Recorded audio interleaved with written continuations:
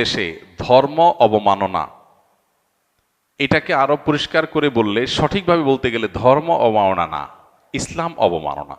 কারণ অন্য ধর্মের অবমাননা সাধারণত হতে দেখা যায় না, ইসলামের অবমাননাটাই আমরা দেখি। তারপরে আমরা ধরে নিলাম ঠিক আছে, বিষয়টা সাধারণ ধর্ম অবমাননা। এটা আমাদের দেশে বিশেষ করে শিক্ষা প্রতিষ্ঠানগুলোতে যে প্রায় হয়, শিক্ষকরা পড়াচ্ছেন গণিত, উনি রাসূল সাল্লাল্লাহু আলাইহি ওয়াসাল্লামকে টেনে এনে তার চরিত্র নিয়ে আঘাত করে বসলেন। পড়ানো হচ্ছে সোশ্যাল সায়েন্স, সোশ্যাল সায়েন্স পড়ানোর নাম করে সেখানে নাস্তিক্যবাদ খাঁজে ভাজে ঢুকিয়ে সেটাকে এস্টাবলিশ করা হচ্ছে।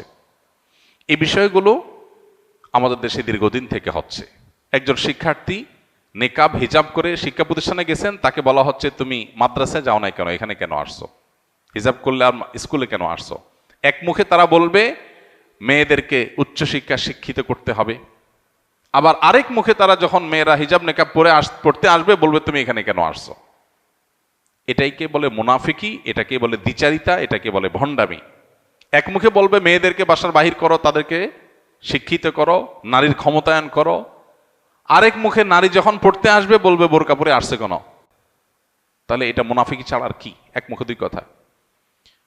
ঠিক একইভাবে একদিকে বলবে প্রত্যেকটা মানুষের স্বাধীনতা আছে, যার যা ইচ্ছা করবে, কিন্তু অপরদিকে যখন কোনো ছেলে দায়ী রাখবে, কলেজে পড়ে ইউনিভার্সিটি পড়ে, তাকে ট্রল করা, তাকে কোণঠাসা করা, তাকে বিভিন্ন ট্যাগ দিয়ে তার প্রতি জুলুম করাটাকে হালাল করা, এটা আমাদের দেশে এক শ্রেণীর সুশীল, এক শ্রেণীর মিডিয়া এবং শিক্ষা প্রতিষ্ঠানে থাকা এক শ্রেণীর ঘাপটি মারা নাস্তিক, তাদের কাছে এই বিষয়গুলো খুবই যৌক্তিক মনে হয়। তো এই সমস্যাগুলো আসলে অনেক গভীরে, এই সমস্যাগুলোর গোড়া অনেক ভেতরে। মূলত কাঠামোগতভাবে সিস্টেমিক্যালি ইসলাম বিদ্বেষ আমাদের দেশে প্রতিষ্ঠিত আছে। এটা দূর করার জন্য আমাদের সংগ্রাম চালাতে হবে, চেষ্টা চালাতে হবে।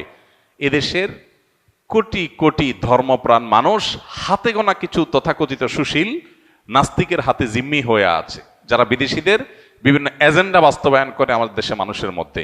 সেগুলোর ব্যাপারে আমাদের সোচ্চার হতে হবে, সতর্ক হতে হবে। কোনো একটা কোরআন অবমাননা, নবী অবমাননা, ধর্ম অবমাননার বিষয়ে শুধু রিয়্যাক্ট করে আমরা দায়িত্ব সারলে হবে না, বরং সিস্টেমের মধ্যে যে ধর্ম অবমাননা আছে সেগুলো দূর করার জন্য সচেষ্ট হতে হবে। সামনে ক্ষমতায় যারাই আসবে তাদেরকে এই চ্যালেঞ্জ এবং প্রশ্ন আমাদের ছুড়ে দিতে হবে যে তোমরা আমাদের সন্তানদের ধর্ম চর্চা, তাদের মোরালিটি, নীতি নৈতিকতা, এটা সংরক্ষণের নিশ্চয়তা দিচ্ছ কি দিচ্ছ না। এই বোঝাপড়াটাকে পরিষ্কার করাতে হবে। সেটা যদি না করেন তাহলে এই কাঠামোগত ইসলাম বিদ্বেষের কারণে এ ধরনের সমস্যা আরো বাড়তে থাকবে এবং সাধারণ মানুষ সংক্ষুব্ধ হতে থাকবে। পৃথিবীর অনেক দেশে ফাইটিং ওয়ার্ডস নামে একটা কথা আছে, আদালত সেটাকে আমলে নেয়। একজন মানুষকে আপনি এমন একটা ওয়ার্ড ব্যবহার করলেন যেটাতে সে সংক্ষুব্ধ হবে, তো এতে আপনি অপরাধী হন।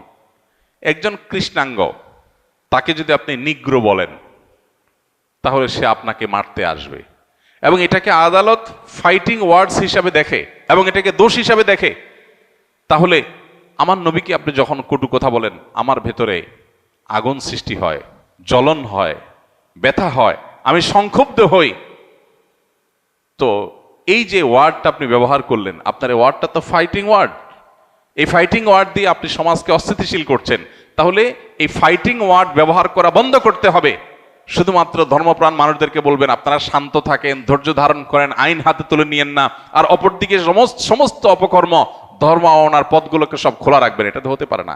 এই জন্য ধর্ম অবমাননা বন্ধে, কেউ ধর্ম অবমাননা করলে কঠোর আইন এবং সেটার প্রয়োগ, এটা ছাড়া এ সমাজ স্থিতিশীল করা সম্ভব হবে না।